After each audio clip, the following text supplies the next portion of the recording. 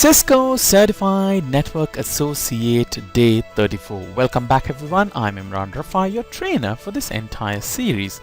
Today we're going to look at VLAN Revisited, and if you know, we have already done VLAN in our old video. I think it was days 11, 12 and 13. So we have done VLAN, but we're going to revisit VLAN, and one of the main reasons that I'm going to revisit VLAN is because after a lot of recommendation that I've got in my old series, no, when I say old series, it's the same series, it's a continuation from there, but then till day 33 we completed ICND 1. So if you watch till day 3, you are ready for ICND 1 and you can write your exam. And I think I recorded that video about a couple of months ago, and I've been very busy in the last couple of months.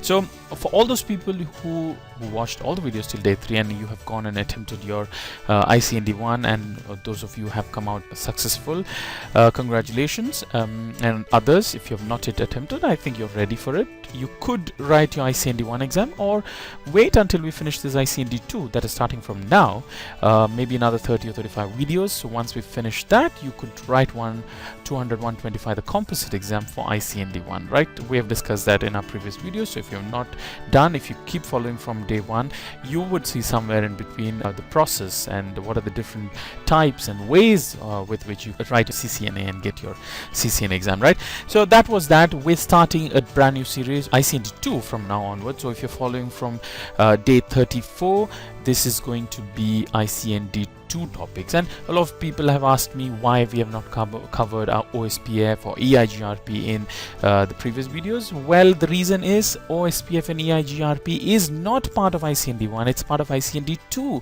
So wait for it. From now onwards, you will be covering ICND 2 topics, and of course, you will have OSPF and EIGRP.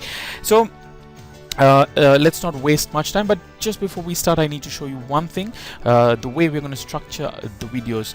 I mean, with ICND 1, I have not followed any set pattern. I've just tried to logically flow the data or flow the topic such that it was easy for you to understand. Well, now we are in ICND 2, and like a lot of people have requested, we will follow the Cisco's syllabus. So if you go to Cisco's ICND exam topic on the website, like the link that you see here, you will see the topic that ICND 201-105 ICND 2 is following. So you have basically five broad topics: LAN switching technologies, routing technologies, WAN technologies, infrastructure services, and infrastructure maintenance, right? So what I'm going to do is I'm going to follow accordingly from here. So we will have the first video covering these, like 1.1, we'll have maybe the next one 1.2, and each subsection either is going to be one video, or maybe if the subsection is it's not much, maybe I might combine 2 of them to have one video. Sometimes I may have one section if the section is big, let's say in OSPF in routing technologies. If one of the section is pretty big topic, I might actually split that into 2 videos, right? But we would be, as much as possible, we would be following along these 5 broad topics, and it becomes easy for you to compare your notes, right? So end of the video. So that's how we're going to structure ICND 2. So welcome to ICND 2. Yeah, and this is my new desktop. Windows 10, but the boring Windows 10 wallpaper has been changed, and I've installed some new widgets. So if you want to know how to pimp your desktop, then watch the video. I'm going to put the link right on top. This is my new video in my other channel, so you could watch videos. I will be putting more videos how to customize your desktop, and many more videos. I would be starting vlog, so that's where you should be. You can go there and like those videos, and also subscribe to that other second channel of mine. So without wasting much time, let's get straight to today's class. And before we go ahead, please go click on that subscribe button, and make sure you click on that bell icon as well, without which you will not be notified. So click on subscribe and click on the bell icon to be notified of our new videos. Right, these are social media contacts for our company. On the right, you have social media contacts for myself, so you can feel free to contact me. Like I said, Facebook, you can follow me. I may not accept you as a friend, but all the other, like for LinkedIn and for Twitter, please feel free to follow me or tweet me there, and I'm actively responding there for all my business contacts. If you want to write to me, imran.rafai@nwking.org. Like I said, priority is given to people who donate to our channel, so I would be personally responding to their queries on email.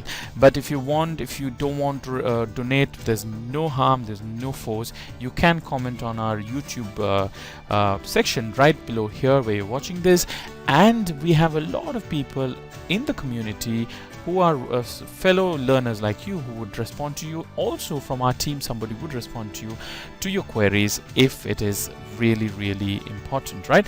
So feel free to comment, feel free to like this video, feel free to share this video, and let's make it easy for others to follow and learn for free. So what are we going to look at in this video? We're going to look at 3 things. Like I said, we'll be following closely to the Cisco syllabus. So 3 things for this video. That is going to be default and native VLAN. We did this in our, like I said, day 11 or day 12 video. We have done this, but I'm going to again, because there was few shortcomings, especially default VLAN and native VLAN was something that a lot of people got confused. There were some gap in my explanation, so I'm going to make it very clear this time. Then we will look at normal and extended VLAN, and then we will finish it with the data and voice VLANs, right? Default versus native VLAN. What is that? If you take a Cisco switch out of the box, factory setting, there are going to be 5 default VLANs. That's VLAN 1, VLAN 1002, 1003, 1004, and 1005. VLAN 1 is called as the default VLAN, and VLAN 1002, 1003, 1004, and 1005 are VLANs for token ring and FTDI, right? These 4 VLANs, 1002, 1003, 1004, and 1005, are not, it is default. You can't delete it. You can't add new, now in today's world, you can't add interfaces to those VLANs because it's not going to work. Whereas VLAN 1 is default VLAN, like I said. That VLAN cannot be deleted. You can't even change the name of that VLAN, but by default all the ports of that switch is going to be part of VLAN 1. That's why it's called VLAN 1, and all the switches can talk to each other because they're all part of VLAN 1. So that is the default VLAN.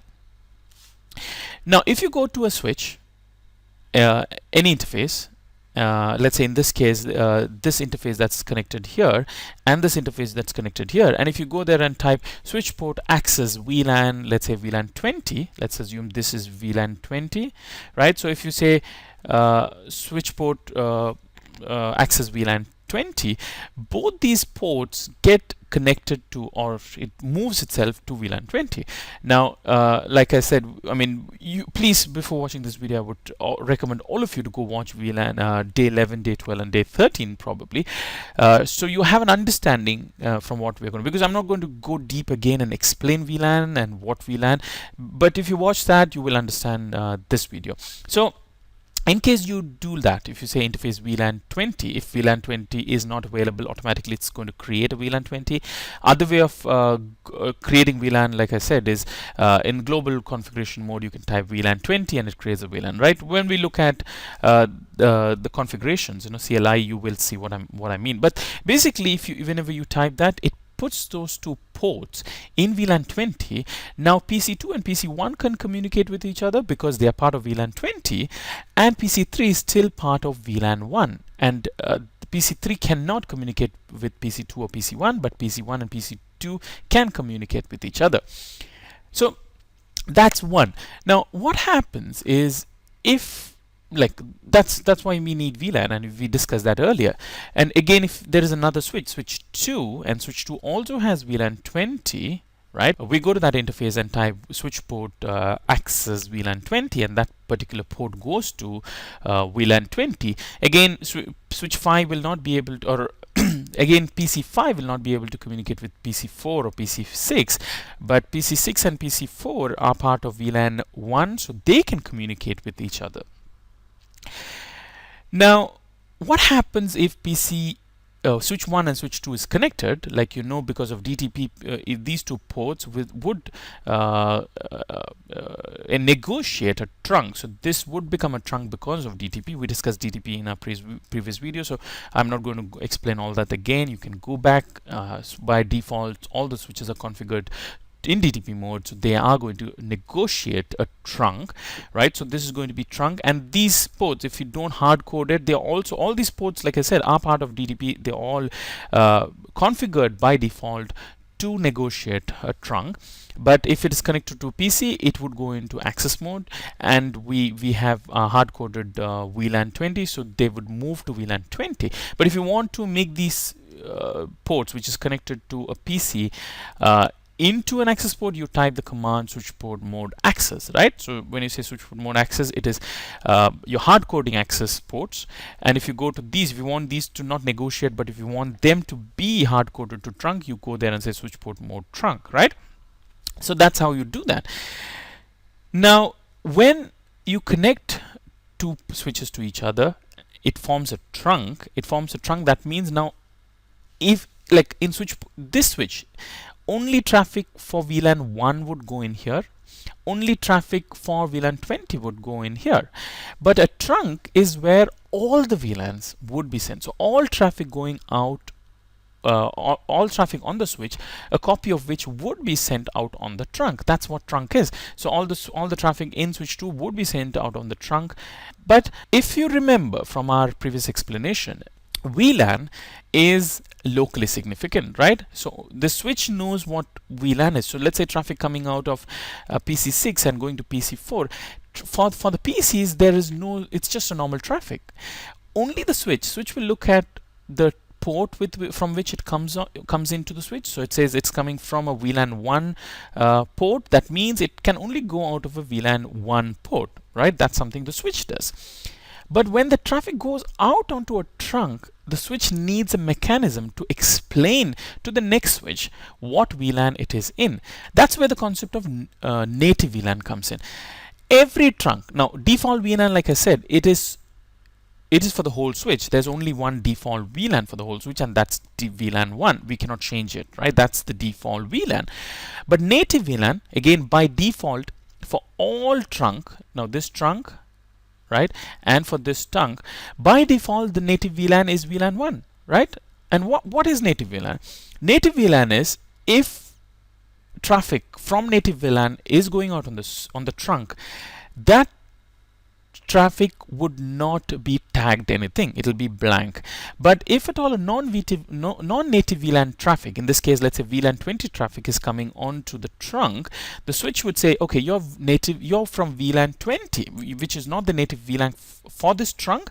So I'm gonna, in your frame, like if you remember from our OSI video, every layer adds a header, right? So in this frame, it's got a destination address, source address, VLAN tag, right? There is a VLAN tag, and in VLAN tag there is VLAN ID. So it's going to say this is VLAN 20 traffic, right? So when the other switch receives that traffic, it looks at the VLAN tag and it sees this is VLAN 20 traffic. So I'm going to only send that traffic out on VLAN 20 port. So in this case, that traffic can only go into PC5, right? So that's what VLAN is. So the native VLAN is there only to decide if the traffic has to be tagged or untagged. If you change the native VLAN for switch 1 on this port, you have to change the native VLAN on switch 2 on that same connected port, because otherwise you will get native VLAN mismatch, and then you could have a lot of problems. That means if let's say in this native VLAN is VLAN 20 on switch 1, and in switch 2 it is the default native VLAN. Default native VLAN is the VLAN 1, right? VLAN 1 is default native VLAN. Don't get confused with default native VLAN and default VLAN. This is what happened in the last video. I explained default native VLAN and default VLAN, and I think I jumbled it up and a lot of people got confused. VLAN 1 is the default native VLAN because by default each of those ports has the native VLAN set to VLAN 1, so it's called default native VLAN sometime. But default VLAN is VLAN 1. The native VLAN can be changed, right? And if you change the native VLAN for switch 1 on this trunk, Traffic VLAN 20 comes to this port and says, okay, now native VLAN for this trunk is VLAN 20, so I'm not going to tag you anything. When the traffic goes on this trunk, switch 2 would take that traffic and say, okay, this traffic does not have a tag, and according to my configuration, my native VLAN is VLAN 1. That means it says, okay, this traffic can go into PC4 and PC5 only. Now look at that, VLAN 20 traffic going into VLAN 1 traffic. That is a big security problem, right? You're mixing VLAN traffic, and that is not right. That's why always both the connected ports should have the same native VLAN, right? So that is the difference between default VLAN and native VLAN. In all the trunk, native VLAN has to match. Now let's go ahead and look at this from a switch perspective in the CLI. Right, so you go to a switch and type show VLAN brief. You will see there is default VLAN, right? All the ports of the switch are connected to the default VLAN, and then you have 4 more VLANs: 1002, 1003, 1004, and 1005. These are all default VLAN. You can look at the name, it says default, default, default. These 4 VLANs, 102, 3, 4, and 5, cannot be used anywhere because these are there only for backward compatibility. These are old technologies like token ring and FDDIs. We are not going to use, so it's unsupported. If you see the status, it clearly says unsupported. It's active, that's for backward compatibility, but it's unsupported. But default one, the VLAN 1 is default VLAN, and this name default cannot be changed because that's default VLAN. By default, all the ports are connected to this VLAN. That means you can have intercommunication between all the switch by default. If you want to put a switch into another VLAN, what you do, go into configuration terminal, that's the global config mode, and here you need to create a VLAN. So you can create a VLAN by either saying VLAN 20 and hit enter. It says it creates a VLAN, and you can give a name. So we say name management, right? Hit exit, do show VLAN brief, and you can see that there is a new VLAN called management VLAN 20. There are no ports associated with that because we have not put any port in there. So we can do that. We can say interface Ethernet 0/1 and say switch port mode access. I'm hard coding this switch to be switch port access port, and then I say switch port access VLAN 20. Right? So now do show VLAN brief. You would see that Ethernet 0/1 has been added to the management VLAN. One thing you need to observe here is you see that Ethernet 0/1 has moved away from VLAN 1. I didn't explicitly ask Ethernet 0/1 to move out from VLAN 1. Whenever I configured Ethernet that interface to move to a new VLAN, it gets deleted from the old VLAN. So it moved itself from VLAN 1 to VLAN 20, right? So every access port can only have one data VLAN, and that is why it cannot stay in 2 VLANs. Now let's look at the native VLAN. So in this case, let's say show trunk. So show interface trunk. When I do that, it says Ethernet 0/0 is a trunk, and it is in mode desirable. Like again, it's not, I've not hard coded it. In this case, it is DTP has decided that what mode it should be in, and it's encapsulating in ISL, right? It's an ISL. The state is trunking. VLANs allowed is 1 to 40094. We'll discuss what is this 40094. Then what are the VLANs allowed? There is only VLAN 1 and VLAN 20 because these are only 2 active VLAN that is part that's available in the VLAN database, like we just looked at, right? So both the VLANs that's there are allowed on this trunk, yeah, about spanning tree we will discuss in future videos. Now what you could do is you can go config terminal interface E0/0. Now I can say switch port. If I want to hard code this port to be trunk, I can say switch port mode trunk. Right now this is going to be in trunk. Now again, it says you can't it says an interface whose trunk encapsulation is auto cannot be configured to be trunk. So let's say switch port trunk encapsulation, and you have negotiate ISL and .1Q. Like I said, the older switches ISL was there. So when you say ISL, ISL is a Cisco proprietary inter-switch link, right? It's a proprietary encapsulation technology. In later switches, we don't even have this command because newer switches only support .1q. .1q is a open standard. A lot of, I think almost all the vendors support .1q. So we're going to hard code this into .1q, right? Now we say switch port mode trunk. Now we are hard coding this into trunk. Older switches, if both the switches supported ISL, by default Cisco switches would take ISL because that is proprietary.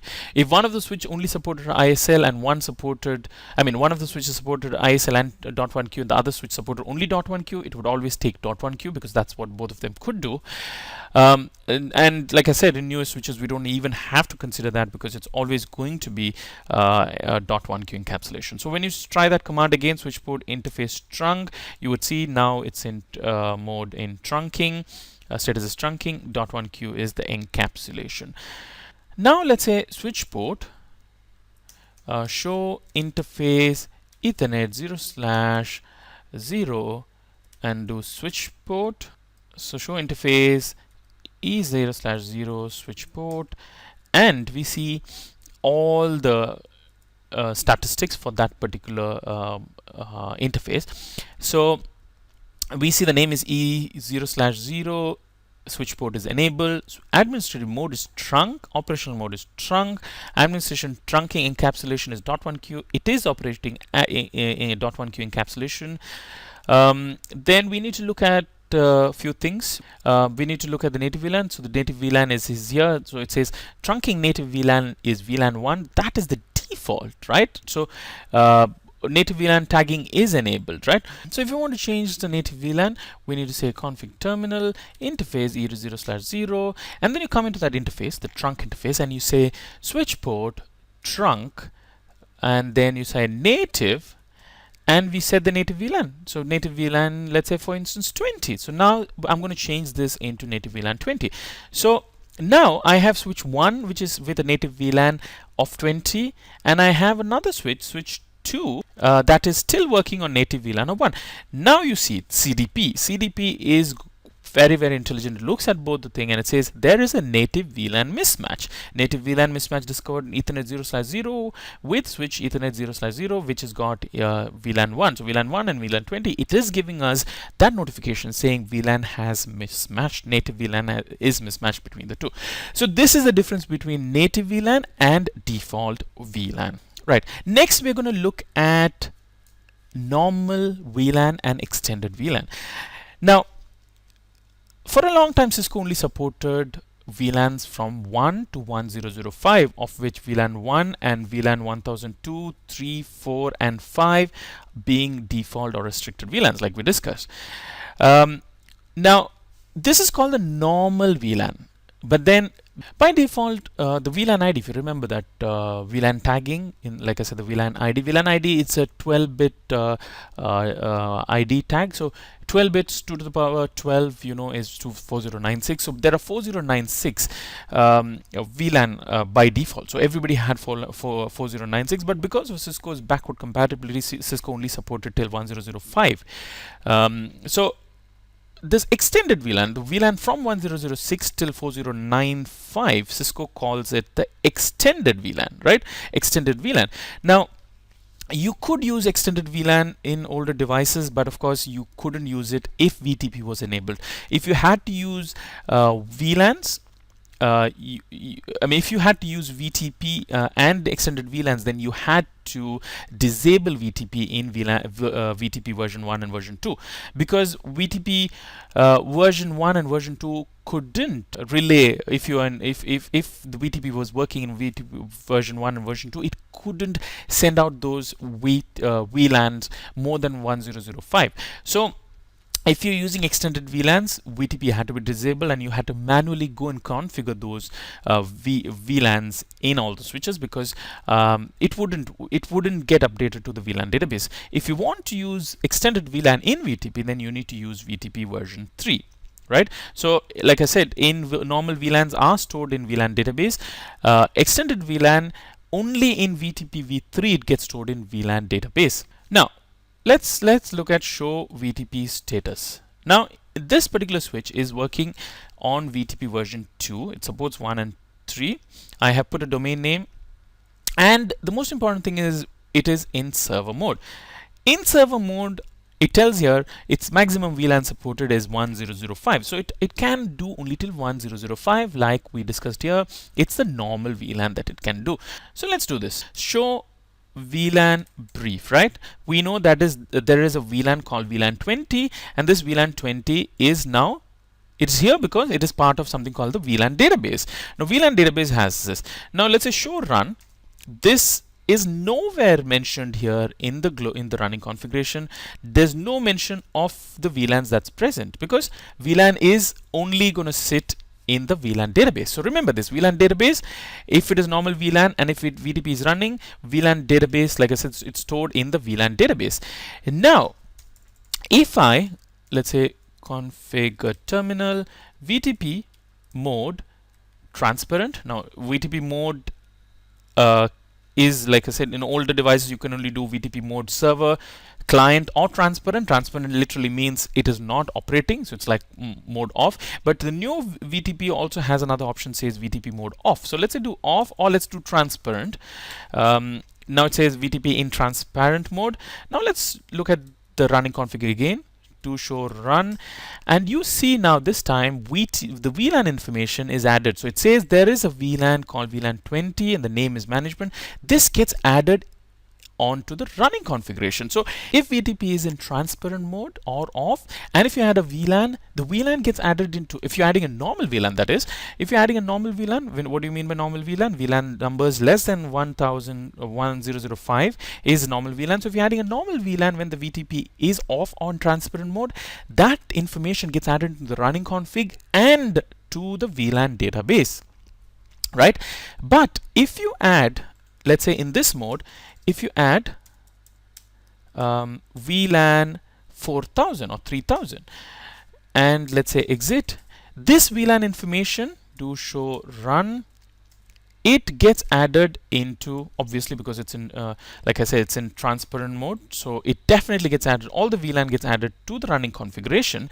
Now if you want to do VTP, if you want to do extended VLAN, we need to go into VTP mode 3. So let's say VTP version, not mode, VTP version 3. If you're doing VTP version 3 and now say do show run, we see that VLAN 3000 and VLAN 20 is still part of the running configuration. Now let's say VTP mode and let's say server, right? Now this is part of VLAN VTP server, VTP is gone to server mode. Now say do show run, you will see that the VLAN information has disappeared completely. There is no VLAN information here. In the running configuration, there is no VLAN information at all, because all the VLAN information is part of the VLAN.dat or the VLAN database. So VLAN database has all the information of VLAN now, because now we are running VTP version 3. So let's say do show VTP, sorry, which version, show VTP status. Oh god. So sorry, sudden mental block. Okay, so show VTP status, and then we see that it is working in VTP version 3, and now maximum VLAN supported is gone to 4096. So that's that. In VTP version 1 and 2, only normal VLANs are supported in the VLAN database. If you put VTP off on transparent mode, VLAN information is added onto the running configuration.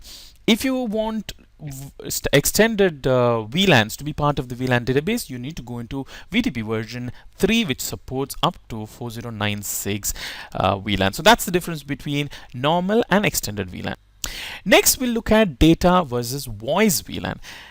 If you remember, I discussed earlier that each of those ports can only be in one VLAN, right? You can only have in one of the VLANs. But we have a lot of cases where we have to configure our IP phone in the port. So basically what happened in the older buildings when they wired computers, you used to have a phone line, which used to be the old the phone lines, and then you had the computers like Ethernet lines.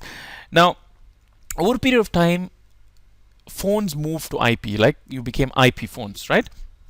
So now there was a situation where you had to wire two separate lines coming into the closets, right? To each of those cabins, you will have to have two Ethernet ports coming in, and then you connect a phone and a computer.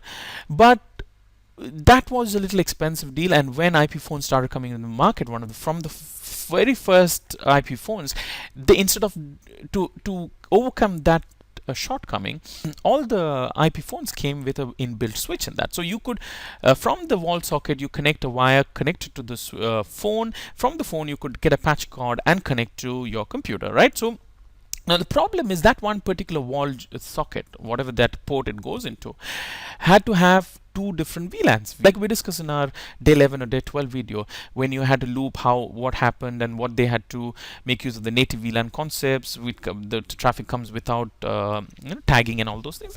That was a workaround, but then you had to have a permanent solution. That permanent solution is the concept called data VLAN and voice VLAN. So in this case, you would put all the phone lines, in a VLAN called the voice VLAN, immaterial of what the computer is connected to. Maybe the computer is connected to VLAN 20, this computer is connected to VLAN 30. But in spite of them being in different VLANs, the data VLAN, the voice VLAN, they all went into was the same voice VLAN. So let's say this is VLAN 50, and this was VLAN 20, and this was VLAN 30, right? We would put all the all the phones into VLAN 50, and we would put VLAN 30. So basically, these ports, right, had two VLANs. You would have a data VLAN and a voice VLAN. You would have a data VLAN and a voice VLAN. You would have a data VLAN and a voice VLAN. Now, like I said, access VLANs always had one VLAN. You cannot have one port in two VLANs. So I can't put switch port access VLAN 10 or 20 and switch port access VLAN 50. You couldn't do that. So a way of doing that is something called as the voice VLAN. So you would have a command called switch port voice VLAN, and then you put, so that they know that for voice this is VLAN and for data this is a VLAN. We'll look at it, how it is configured. So basically what happens is any traffic coming originating from the switch from the IP phone would, because IP phone also spoke encapsulation.1q, so they could put itself in VLAN 50, so it will be voice VLAN VLAN 50, and the other traffic that's coming from the PC is going to loop through the phone, and like I said, it's just a switch, so it's just going to patch that traffic back to the switch, and that switch would take it and put it into VLAN 20, because the data VLAN or the access VLAN is in VLAN 20. Alright, so let's get in and do that. So we'll say, what we'll do is we'll create a VLAN 50 first, so VLAN 50. Okay, and we say exit. So a new VLAN 50 is created. So we'll go to interface Ethernet 0/1 switch port mode access. We create hardcode registration to be access port. We did it earlier, but I'm going to do it again. Switch port access VLAN 20, right? And switch port voice VLAN is going to be VLAN 50, right? Now let's do this. Show VLAN. Okay, this is going to irritate me because of this native VLAN mismatch. I'm going to quickly go there and change that.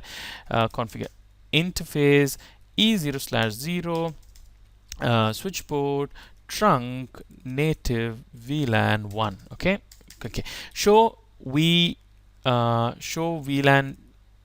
brief. So we see now we have VLAN 50 and VLAN 20. Now this is important. The last time when we changed into a VLAN, we saw that we changed VLANs, the ports automatically shifted from one VLAN to the other. In this case now, VLAN, this port is a part of two VLAN. Now that itself is your biggest clue. So if you see the VLAN database and you see that one port is in two VLANs, you should know that one of the VLAN is a voice VLAN. That's why it's part of this thing. It cannot be a trunk. Now trunk is where, so we can look at it. Trunk is where all the VLANs are loved through. So we say show interface trunk, and we can see that this trunk, all the VLANs are loved through 1, 20, 50 and 3000, but Ethernet 0/0 is the only trunk. So technically when you do voice VLAN and data VLAN, each of those ports acts like a semi trunk because it's allowing more than one VLAN, but for all practical purpose it is still access port. So you can look at that. You can say show interface E0/1 switch port, and then we see that this port is enabled. It is definitely working as an access port. You can look at the trunking encapsulation, native VLANs, and all those things. These are there as a default configuration, but since it's an access port, you're not looking at the encapsulation and all of those things. You see here, access mode VLAN is 20 and voice VLAN is VLAN 50. So this is how you see if that port is part of two VLANs, one voice and one data VLAN. Another thing is, of course, you can look at show run, and show run. Definitely, if you go into that interface, you will see that that interface has access VLAN 20 and voice VLAN of 50. So that basically covers our difference between data VLAN and voice VLAN. Hope this video helped you. Thank you for watching once again. If you have not subscribed to our channel, please consider subscribing, and please consider hitting that like button. That is your way of saying thank you, right? Thank you once again, and see you back very, very soon. Bye bye.